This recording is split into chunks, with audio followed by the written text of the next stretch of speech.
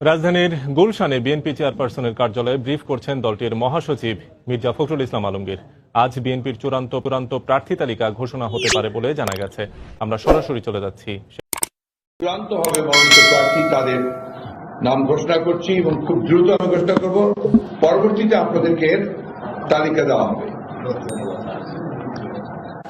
আমাদের 300 আসনের মধ্যে আমরা এখন 206 জনের নাম ঘোষণা করতে যাচ্ছি এবং বাকি 94টি আসন 20 দল, ঐক্যফ্রন্ট এবং যেগুলো এখনো সিদ্ধান্ত হয়নি সেই নামগুলো প্রকাশ আগামীকাল করা হবে।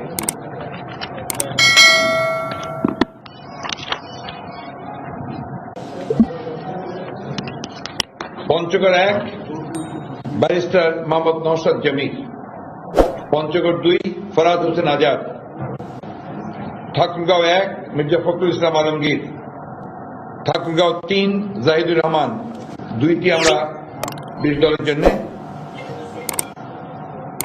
দিনাজপুর 1 আমরা বলছি না, দিনাজপুর 2 মোহাম্মদ সাদিক রিয়াজ, দিনাজপুর 3ও আমরা এখন সিদ্ধান্ত নেইনি, দিনাজপুর 4 মোহাম্মদ আখতারুজ্জামান মিয়া, দিনাজপুর 5 AZM রেজাউল হক,